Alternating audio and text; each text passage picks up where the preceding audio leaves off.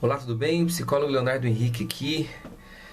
Nós estamos falando sobre ansiedade e hoje eu quero gravar mais esse vídeo para ajudar mais pessoas. Hoje eu quero falar um pouco sobre pensamentos e muito interessante, né? Eu estou escrevendo algo aqui, em breve, se Deus quiser, tem novidades para nós aí nessa área. Mas muitas pessoas elas chegam no consultório totalmente ansiosas, né? E é muito importante com que nós ensinamos esses pacientes, né, a psicoeducação sobre o que é ansiedade, sobre como os pensamentos eles funcionam diante dessa ansiedade, por que as pessoas pensam da maneira que pensam. Então, eu tenho preparado um material aqui e eu vou dar só uma palhinha aqui, né, vou dar só um resumo daquilo que eu tenho preparado. E o que diz é que nossa inteligência a todo momento ela aparenta estar ocupada criando novas coisas com que fiquemos ansiosos. Então nós temos imagine o homem, né, pré-histórico das cavernas. Quantos perigos aquele homem ele não vivia, né? Quantas coisas ele não enfrentava para que ele simplesmente sobrevivesse. Ele teria que lidar com a caça, ele teria que lidar com, vamos supor, um tigre dente de sabre, e ele teria que, a sua ansiedade, né? Porque a ansiedade, quando ela está descontrolada, é que a minha reação de luta e fuga, ela está descontrolada. É como se um alarme, né, de uma casa ele estivesse disparando sem qualquer vestígio de perigo, mas dentro de mim eu acredito que é perigoso. Então olha que interessante. De maneira geral, nós criamos cenários de desastre. Então, como eu estou falando, nós temos essa memória, né, primitiva, que ela exerce um medo, um perigo a todo momento, uma sensação de luta e fuga quando a pessoa está ansiosa, né? Então, às vezes nós trazemos essa memória para hoje e nós temos um medo muito aflorado. E daí a nossa ansiedade ela começa a aflorar, né? Ela começa a sair de controle. Então as pessoas elas produzem circunstâncias embaraçosas para elas mesmas, em público, quando a pessoa ela tem uma falta de habilidade social, quando ela tem vergonha, quando ela tem uma timidez, né? Quando ela tem crenças e pensamentos e ela fomenta essa timidez e ela vai cada dia mais se resguardando, evitando comportamentos, evitando lugares, e ela acaba sendo escrava dessa evitação, né?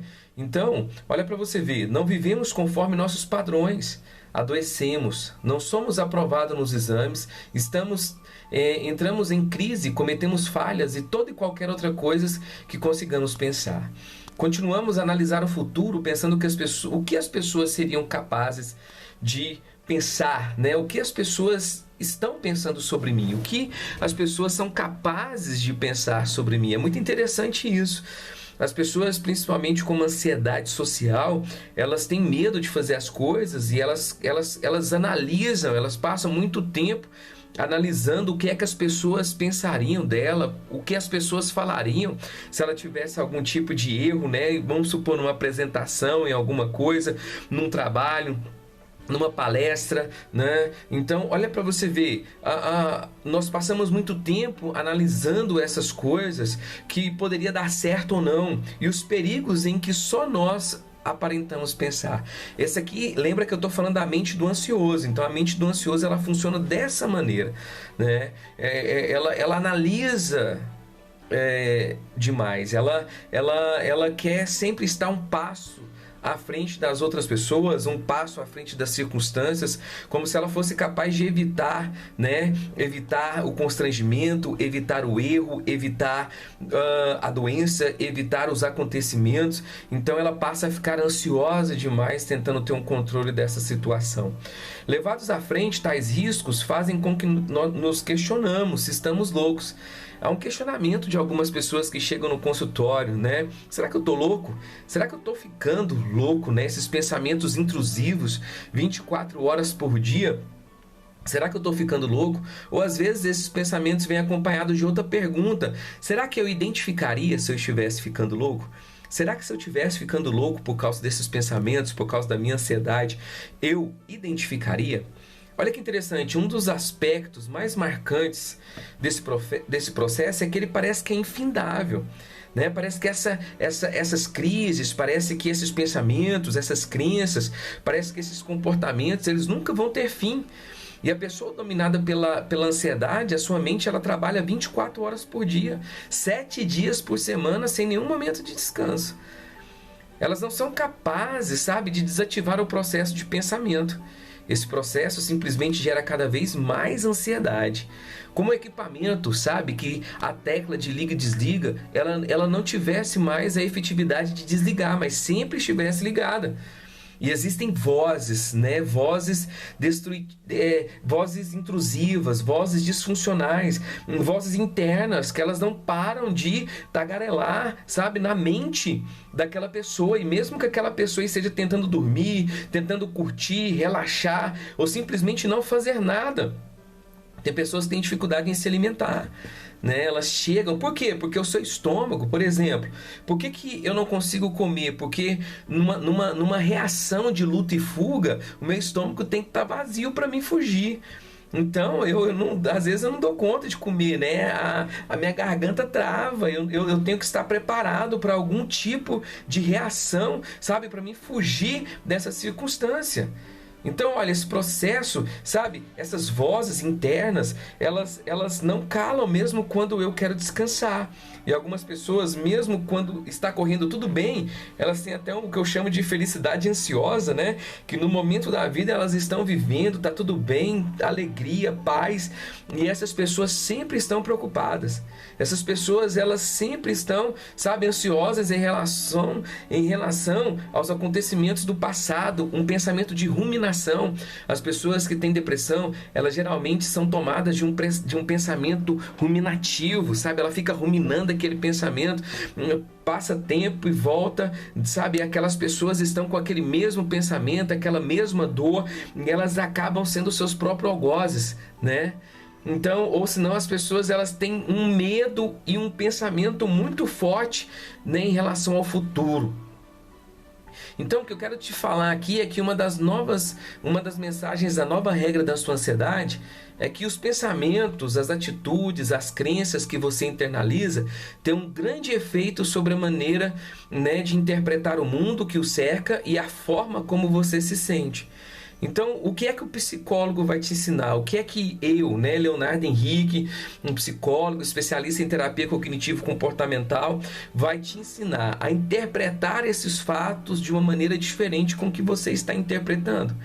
Entendeu? Porque os pensamentos, as atitudes e crenças que eu tenho internalizadas, elas são como esse óculos, né? Eu coloquei esse óculos aqui e eu enxergo o mundo dessa maneira, enxergo os perigos dessa maneira, enxergo como eu tenho que fugir, como eu tenho que, né, que enfrentar a situação, e o meu mecanismo de defesa às vezes é evitar todo e qualquer tipo de situação que me traz ansiedade. Mas você já pensou quais são os prós e os contras desses comportamentos? Eu vou falar sobre comportamentos de evitação e de segurança nesse canal.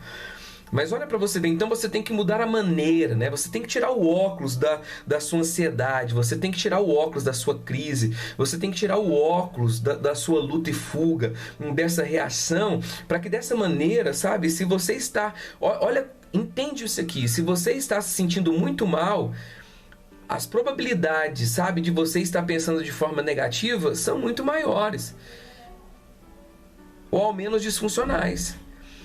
Óbvio que você possivelmente não tem a finalidade de pensar de forma disfuncional.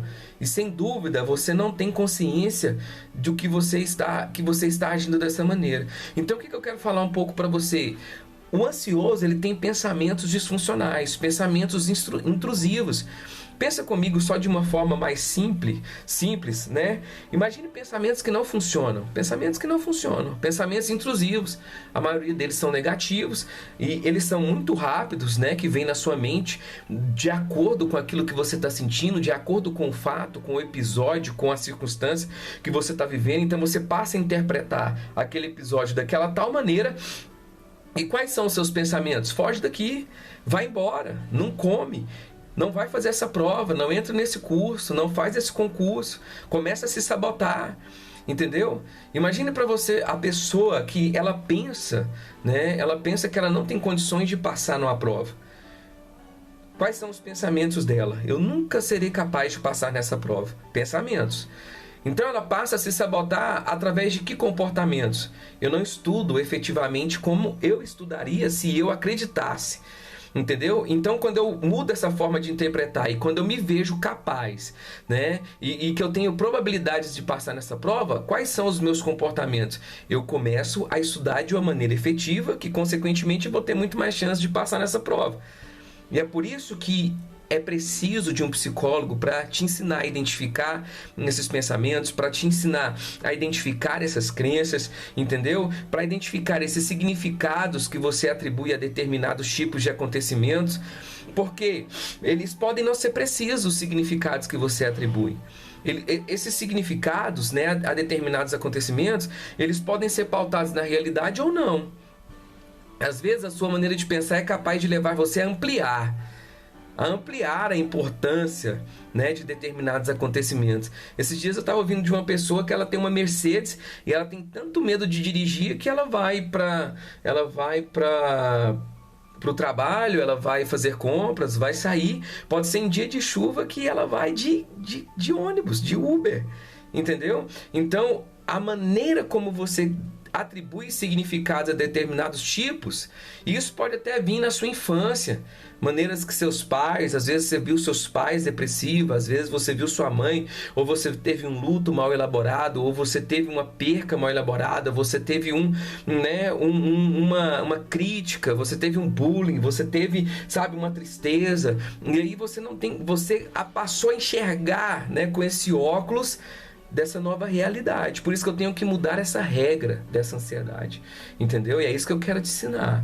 Às vezes a sua maneira de pensar é capaz de levar você a ampliar a importância de determinados acontecimentos, contribuindo para que você fique ansioso. Então a maneira como você interpreta, a maneira como você pensa a determinada circunstância, né, de uma maneira automática, uma maneira rápida, que você às vezes nem tem consciência, mas que com a terapia, com o acompanhamento, com os exercícios, você vai aprender a identificar esses pensamentos e modificá-los, eles tendo uma melhor qualidade de vida e parando de, né, fugir daquilo que você teria bastante êxito na sua vida que você tem evitado.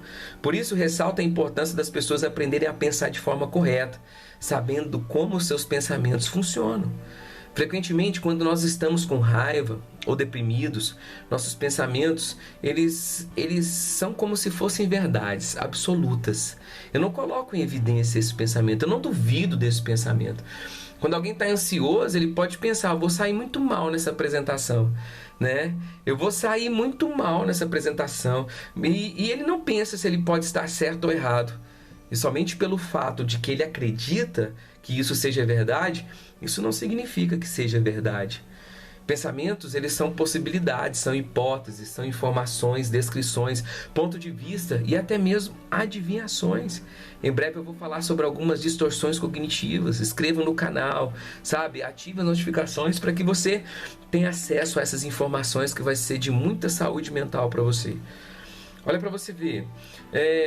Eles podem manifestar-se verdadeiro ou falsamente. Por exemplo, se você achar que nunca poderia sair bem no exame, talvez você se sinta desesperançado. E seu comportamento passa a ser como esse pensamento. Por exemplo, não me dedicando a estudar.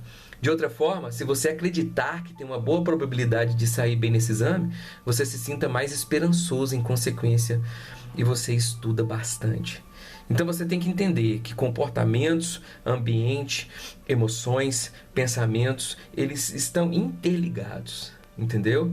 Pensamentos, emoções, ambiente, comportamento, emoções, eles estão interligados.